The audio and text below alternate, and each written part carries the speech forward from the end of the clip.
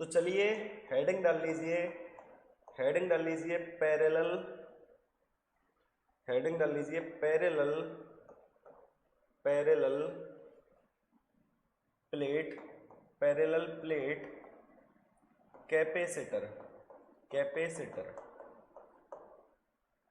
समांतर प्लेट, समांतर प्लेट संधारित्र, समांतर प्लेट संधारित्र हेडिंग डाल लो सभी। बहुत इंपॉर्टेंट डेरिवेशन है, इंपॉर्टेंट फॉर्मूला निकल के आने वाला है, यहाँ एक इंपॉर्टेंट फॉर्मूला निकल के आने वाला है, सभी ध्यान रखें। तो हेडिंग डाल लीजिए सभी समांतर प्लेट संधारित्र। चलिए पहले इसका डायग्राम ड्रॉ करते हैं, पहले इसका डायग्राम ड्रॉ करते हैं। समांतर प्लेट संधारित्र, सर दो प्लेट रखी हुई हैं, दो प्लेट रखी हुई हैं जो कि पैरेलल हैं। कैसे रखी हुई हैं? पैरेलल रखी हुई हैं। ये पहली प्लेट है, ये पहली प्लेट है, इसके पैरेलल, इसके पैरेलल एक दूसरी प्लेट रखी हुई है, इसके पैरेलल एक दूसरी प्लेट रखी हुई है। ठीक है भाई, इसके पैरेलल एक दूसरी प्लेट रखी हुई है। थोड़ा सा दूर बना दो इसको। अभी मैं आपको प्लेट बना के दिखा रहा हूँ, फिर मैं लाइन खींच के दिखा दूंगा, ध्यान रखना। क्योंकि अभी हम पहली बार स्टडी कर रहे हैं तो मैं आपको प्लेट बना के दिखा रहा हूँ, है ना। तो ये दो प्लेट रखी हुई हैं पैरेलल, एक दूसरे के समांतर। ठीक है भाई, एक दूसरे के पैरेलल एक प्लेट रखी हुई हैं और इनको एक बैटरी से जोड़ा गया है।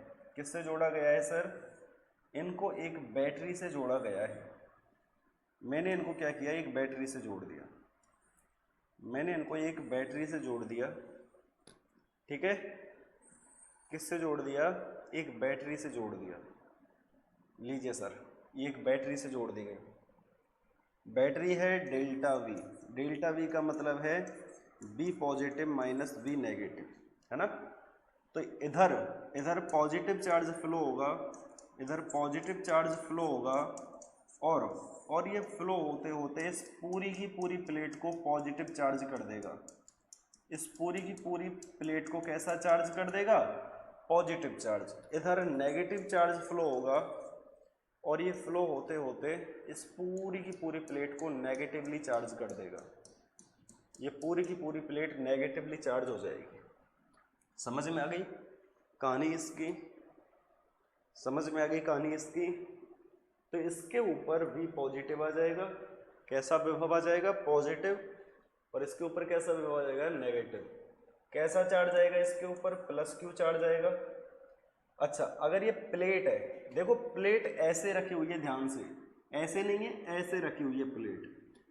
अगर मैं इसका कोई एरिया ले लेता हूँ, इसका एरिया ले लिया मैंने, ये क्या है? इसका एरिया है, प्लेट का क्षेत्रफल है, एरिया है। तो यहाँ ध्यान रखना प्लस सिग्मा आ जाएगा। क्या आ जाएगा? Plus sigma. अरे सर सिग्मा कहाँ से आ गया?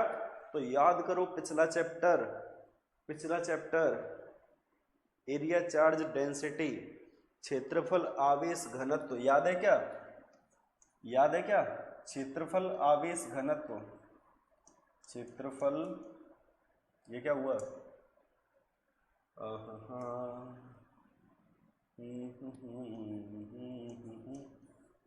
आवेश घनत्व, area charge density, area charge density. ठीक है भाई, क्षेत्रफल आवेश घनत्व। वैसे ही यहाँ माइनस Q चार्ज आ जाएगा और यहाँ माइनस सिग्मा आ जाएगा, माइनस सिग्मा आ जाएगा। क्या ये छोटी छोटी बातें आप लोग समझ पा रहे हैं? मैंने एक बैटरी को दो प्लेटों से जोड़ दिया, एक प्लेट पूरी तरह से पॉजिटिवली चार्ज हो गई, एक नेगेटिवली चार्ज हो गई, एक के ऊपर प्लस सिग्मा आ गया, एक के ऊपर माइनस सिग्मा आ गया। सिग्मा क्या है समझ में आया? क्षेत्रफल आवेश घनत्व। तो पिछले चैप्टर में पढ़ा चुका हूँ इसको, अब नहीं पता है तो उसको रिवाइज कर लो, देख लो दोबारा से, वीडियो को खोल के देख लो। इन दोनों के बीच की जो डिस्टेंस है, मैं मान लेता हूँ, इन दोनों के बीच की जो डिस्टेंस है मैं मान लेता हूँ वो कितनी है? इन दोनों के बीच की जो डिस्टेंस है वो D है। दोनों के बीच की डिस्टेंस क्या है? D डी है। मैंने इन दोनों के बीच की डिस्टेंस डी मान ली। क्या मान ली सर? डी मान ली। अच्छा डी अगर हो गई तो सोचो ध्यान से यहाँ जो इलेक्ट्रिक फील्ड होगा वो कैंसिल हो जाएगा। अभी पिछले वीडियो में अभी बताया, पिछले स्लाइड में अभी बताया था। देखो यहाँ इलेक्ट्रिक फील्ड कैंसिल हो रहा है, यहाँ भी इलेक्ट्रिक फील्ड कैंसिल हो जाएगा, केवल बीच में फील्ड बचेगा। बीच में क्या बचेगा? फील्ड बचेगा। तो बीच में जो फील्ड है वो कहाँ से कहाँ फ्लो करेगा? फील्ड कहाँ से कहाँ फ्लो होगा? देखो ऐसे, ये फील्ड है, ये क्या है? फील्ड है। बात समझ में आ गई क्या? बोलो। ये फील्ड है, ये क्या है? फील्ड है ई। मैंने यहाँ एक छोटा सा स्मॉल डिस्प्लेसमेंट डी आर ले लिया। क्या ले लिया? स्मॉल डिस्प्लेसमेंट डी आर ले लिया। अब इस डेरिवेशन को करते हैं, ध्यान से समझो। इस डेरिवेशन को करते हैं, ध्यान से समझो सभी। इतनी बात अगर सबको समझ में आ गई तो अब डेरिवेशन बहुत इजी हो जाएगा। डायग्राम मतलब बन गया, समझो आधा चीज तुम सीख गए। इतनी बात समझ में आई? अगर इतनी बात समझ में आई तो देखिए आगे क्या है सर? दिखाइए। अच्छा, वी नो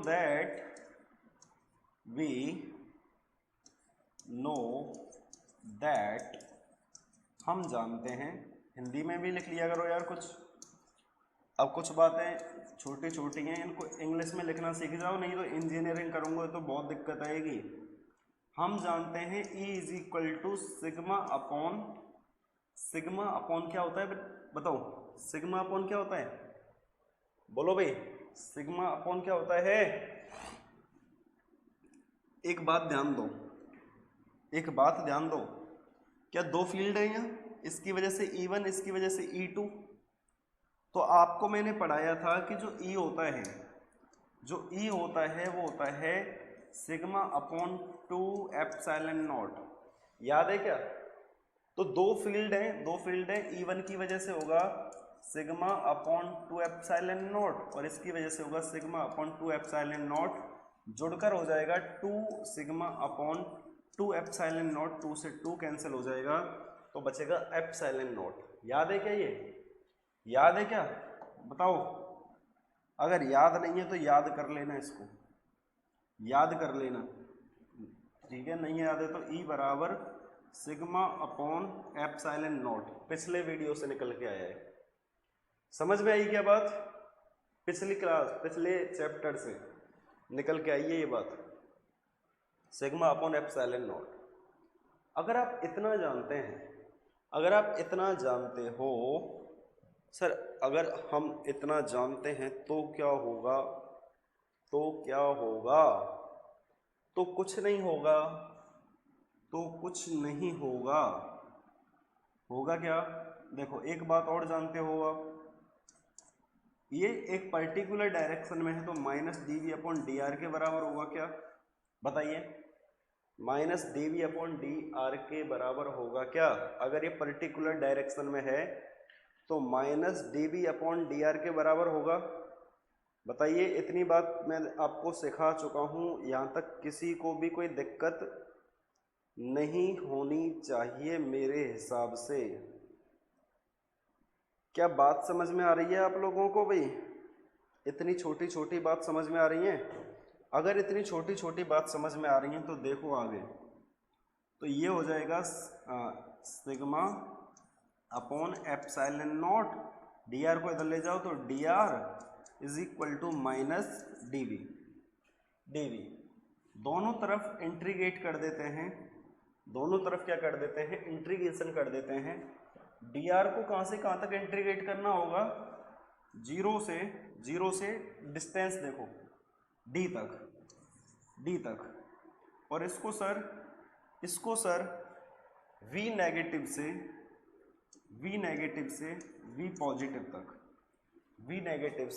वी पॉजिटिव तक इंटीग्रेट कर देंगे। इसको इंटीग्रेट करना आता है क्या? तो सिग्मा अपॉन एप्सिलॉन नॉट तो कांस्टेंट है, सिग्मा अप, चलो नेक्स्ट पेज ले लेता हूँ, नेक्स्ट पेज ले लेता हूँ। नेक्स्ट पेज है सिग्मा अपॉन एप्सिलॉन नॉट तो कांस्टेंट है, 0 से डी हमें डी आर को इंटीग्रेट करना है, यहाँ माइनस बाहर आ जाएगा, डी भी बचेगा, माइनस वी से प्लस वी तक इंटीग्रेट करना है।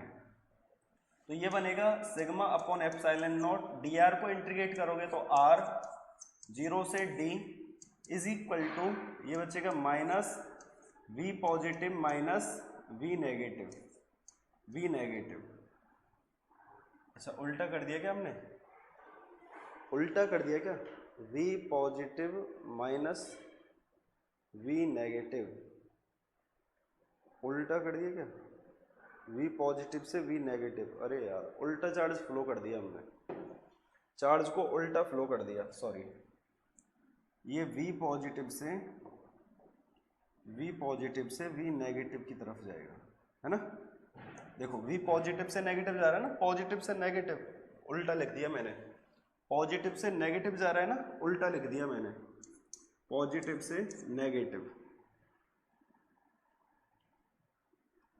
तो यहाँ भी पॉजिटिव से नेगेटिव, यहाँ भी पॉजिटिव से नेगेटिव, तो ये थोड़ा सा गलत हो गया, उल्टा लिख दिया मैंने, v पॉजिटिव से, अरे हाँ v पॉजिटिव से v नेगेटिव, तो यह आ जाएगा minus v minus minus v positive.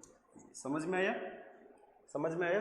अरे यार इंटीग्रेट करके तो दिखाया ही नहीं मैंने, dv को इंटीग्रेट कर दो, v आ जाएगा, लिमिट है इसकी v पॉजिटिव से v नेगेटिव। तो sigma upon epsilon not, r की जगह रखेंगे upper limit minus lower limit, तो इंटू डी माइनस 0 का कोई महत्व नहीं रहेगा, minus v negative minus v positive.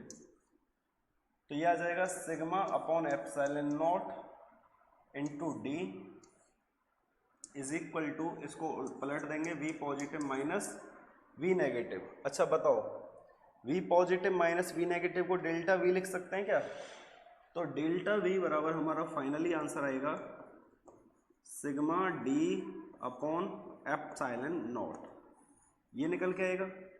लेकिन हमें तो सर कैपेसिटेंस निकालनी है कैपेसिटर की, हमें क्या चाहिए, कैपेसिटेंस चाहिए कैपेसिटर की, हमें तो कैपेसिटेंस चाहिए कैपेसिटर की। तो कैसे निकालेंगे सर, तो वो कैसे निकालेंगे, तो देखो वी नो दैट, अभी मैंने आपको बताया C इज इक्वल टू क्या बताया था, Q अपॉन डेल्टा V बताया था क्या। और अगर डेल्टा V की वैल्यू निकालोगे, अरे डेल्टा V नहीं,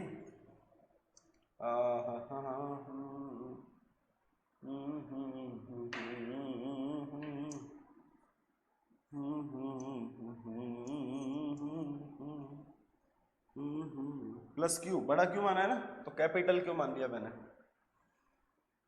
तो यहां से अगर हम Q निकालेंगे तो C डेल्टा V आ जाएगा, क्या आ जाएगा, C डेल्टा V। और डेल्टा V की जगह क्या रख सकते हो, Q अपॉन C, उल्टा लिख दिया क्या, चलो कंफ्यूज मत हो, डेल्टा V की जगह हम क्या लिख सकते हैं, Q अपॉन C लिख सकते हैं। इतनी बात समझ में आई, डेल्टा V की जगह हम Q अपॉन C लिख सकते हैं। चलो आगे बढ़े, आगे बढ़ते हैं, देखो आगे बढ़ते हैं। तो इसकी वैल्यू डेल्टा V को इसमें पुट करने पर, इसको इक्वेशन फर्स्ट दे दो, putting delta V is equal to C upon Q upon C in equation first. Delta V का मान समीकरण 1 में रखने पर, समीकरण 1 में रख दो।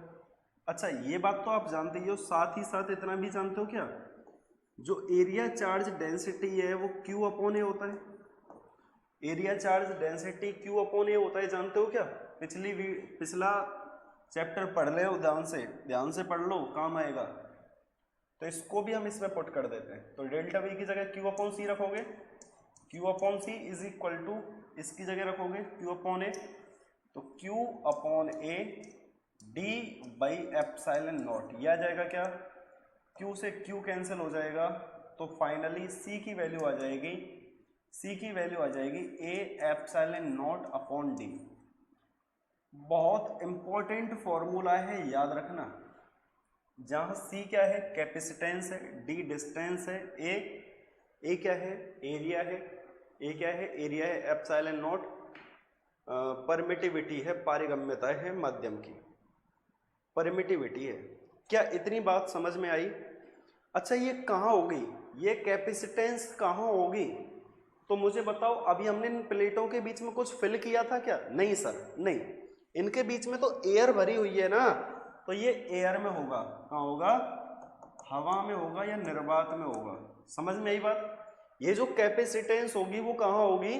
मैं लिख देता हूं, सी क्या है, सी कैपेसिटेंस है, कैपेसिटेंस है, धारिता है, डी क्या है, डिस्टेंस है, distance between two plates, between plates, प्लेटों के बीच की दूरी, प्लेटों के बीच की दूरी। समझ में आई बात? ए क्या है, एरिया है, क्षेत्रफल है, area of plates, area of plates, प्लेटों का क्षेत्रफल, प्लेटों का क्षेत्रफल। अब बताओ भाई क्या दिक्कत आ रही है? समझ में आया? तो सी एयर, फाइनली फॉर्मूला, फॉर्मूला ध्यान दो। सी एयर जो होता है वो क्या होता है, A epsilon not upon D, A epsilon not upon D होता है। सर अब की बार अगर इसके बीच में हम कुछ फिल कर दें, कुछ फिल कर दें, डाइलेक्ट्रिक प्लेट फिल कर दें, तो क्या होगा? एक बार इसको देख लो फटाफट से, फिर मैं आपको और बताता हूं कुछ मजेदार बात, फिर मैं आपको कुछ मजेदार बात बताऊं।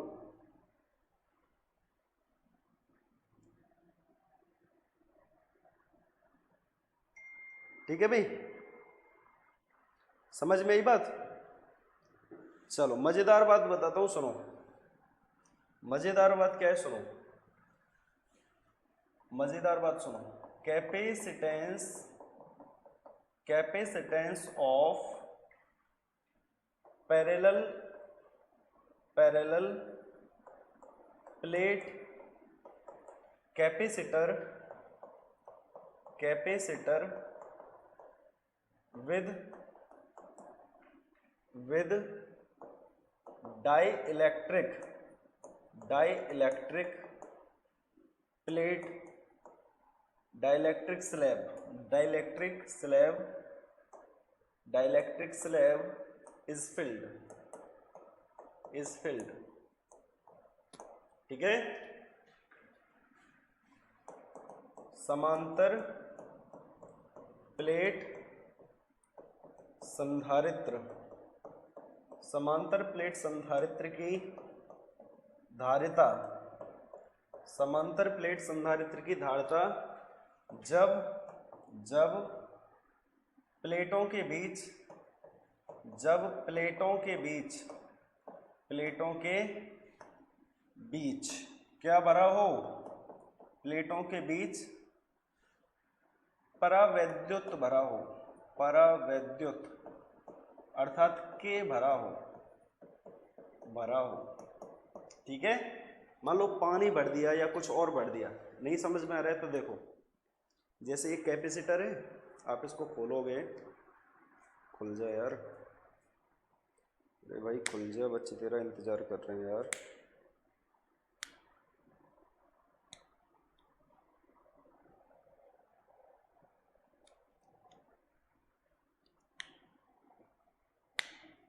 हमने इसके बीच में क्या किया, डाइइलेक्ट्रिक फिल कर दिया। ठीक है?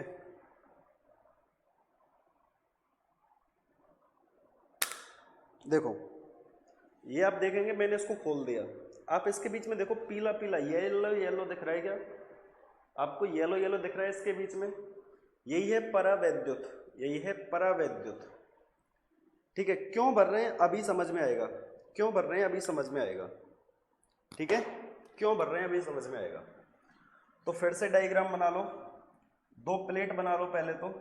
अब की बार मैं प्लेट को सीधी लाइन से दिखा रहा हूँ, ये पहली प्लेट है, ये दूसरी प्लेट है। भाई बार बार हम प्लेट ऐसे बनाते रहेंगे तो बहुत समय ज़्यादा लगता है, तो मैंने अब की बार क्या किया, प्लेट को लाइन से दिखा दिया।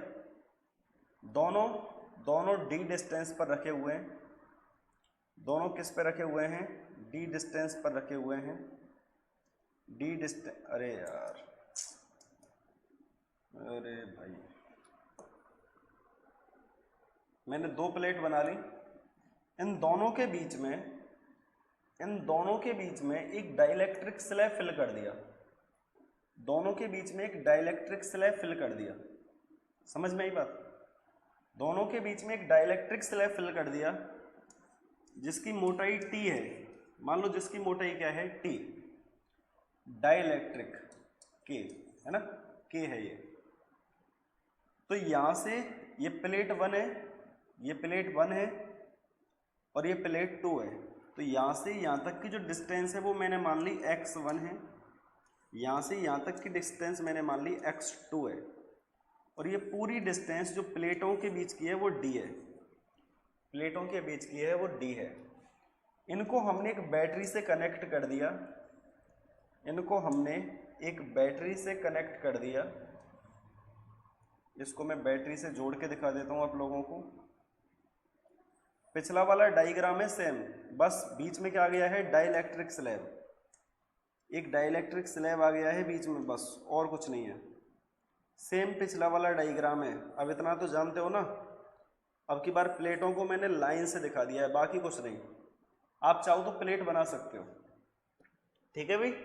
अच्छा, अगर यहाँ डेल्टा V है तो ये V पॉजिटिव से माइनस V नेगेटिव, यहाँ पॉजिटिव ये नेगेटिव, इस पर प्लस Q चार्ज आ जाएगा, प्लस Q चार्ज आ जाएगा, V पॉजिटिव और प्लस सिग्मा आ जाएगा, इस पर V नेगेटिव आएगा, माइनस Q चार्ज आएगा और माइनस सिग्मा आ जाएगा।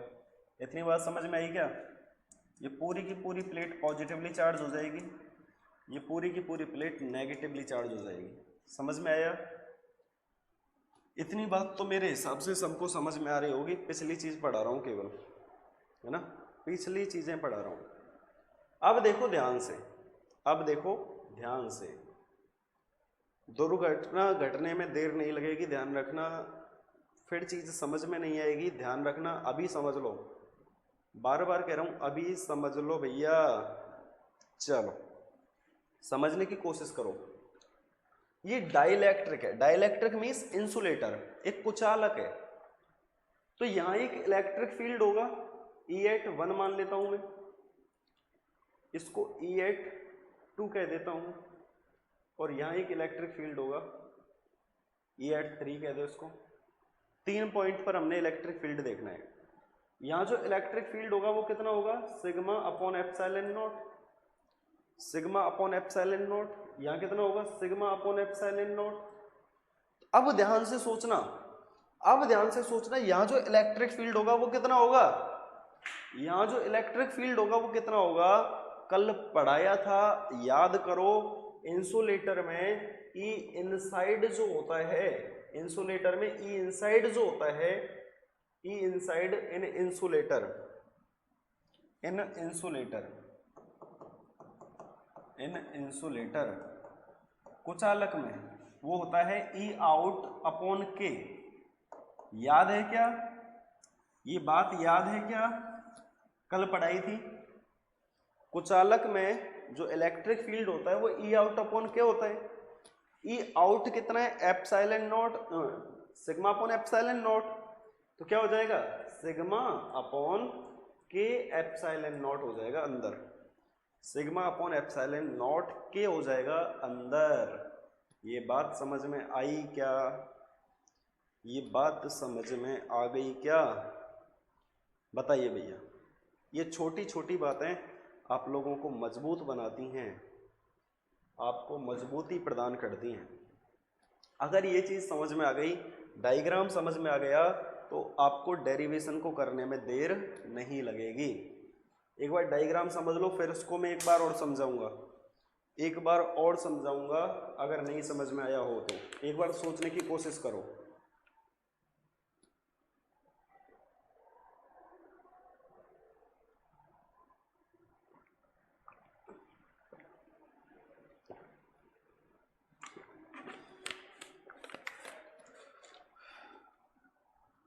ठीक है, सोच लिया, नहीं सोचा तो देखो, ये प्लेट A है, इस प्लेट को ए नाम दे दिया, इस प्लेट को नाम दे दिया बी, और इस स्लैब को नाम दे दिया C D E F.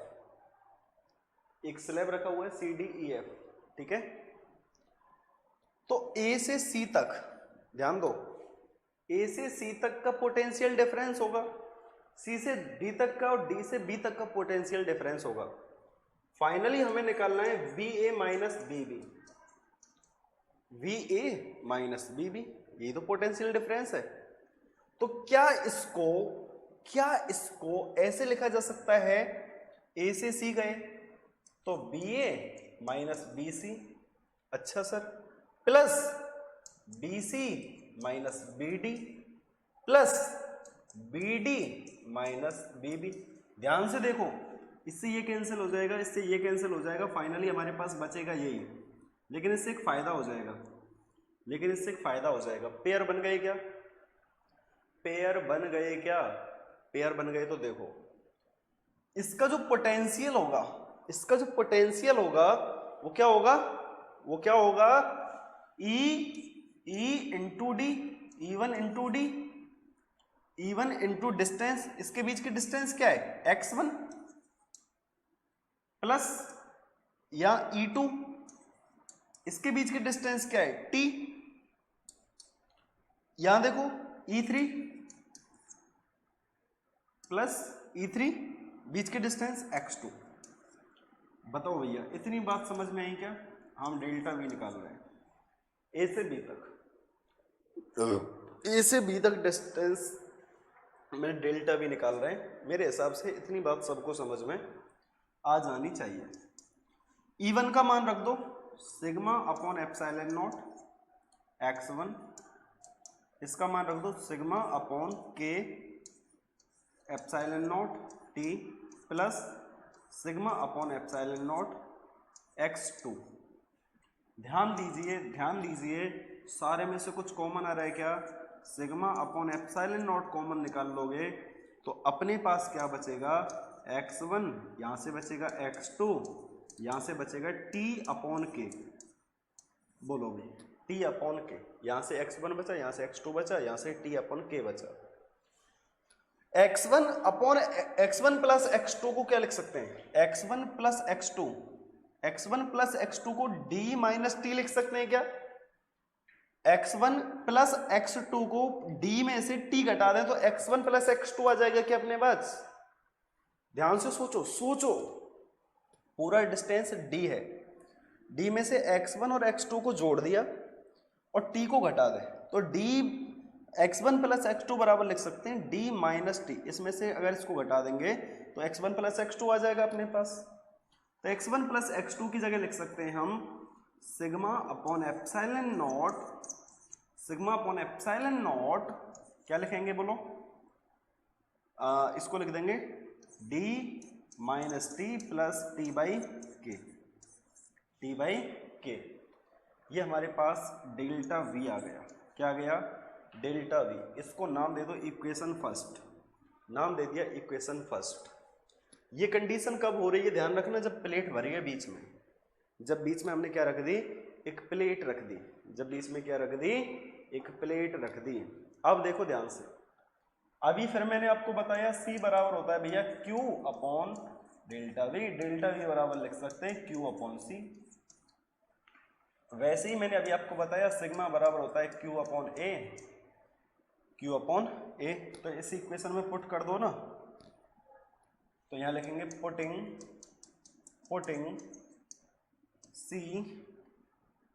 Putting delta V is equal to Q upon C and sigma is equal to Q upon A in equation first. समीकरण 1 में इसका और इसका मान रखने पर, तो डेल्टा वी की जगह Q अपॉन C रख दो, डेल्टा वी की जगह Q अपॉन C रखो, तो Q upon C is equal to, इसकी जगह Q अपॉन A रख देंगे, तो Q upon A epsilon not, distance देखो d माइनस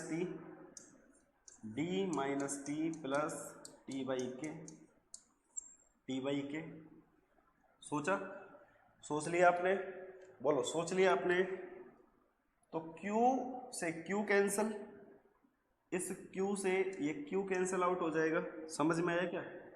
Q से Q कैंसिल हो जाएगा, तो फाइनली C की वैल्यू आ जाएगी अपने पास। C की वैल्यू आ जाएगी अपने पास, इसको पलट के लिख देंगे ना, तो A epsilon not upon D minus T plus T by के, ये वैल्यू आ जाएगी हमारे पास C की। कब? जब डाइलेक्ट्रिक फिल हो।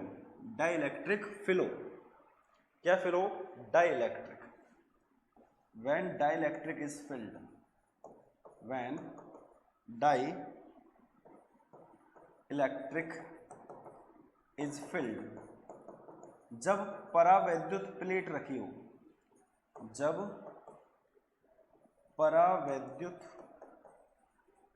वैद्युत भरी हो। समझ में आई क्या? तब ये कहानी हो जाएगी। अब इसी कंडीशन को मैं आगे करके बताता हूं तुम्हें, सोचना ध्यान से। सी इंपॉर्टेंट कंडीशन, इंपॉर्टेंट पॉइंट देखो ध्यान से, इंपॉर्टेंट पॉइंट देखो ध्यान से, ध्यान से देखो मगर प्यार से, देखो मगर प्यार से, है ना? देखो मगर प्यार से। देखो अब की बार हमने क्या किया सर, अब की बार हम जो छोटा सा टुकड़ा रख रहे थे ना, इस टुकड़े को इतना बड़ा रख दें कि दोनों प्लेटों के बीच में फिक्स आ जाए।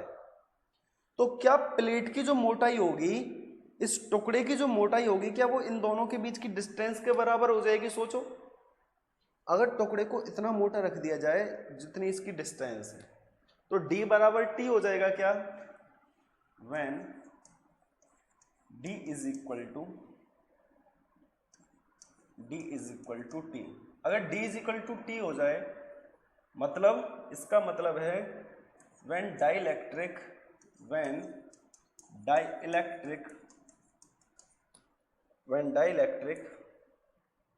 is completely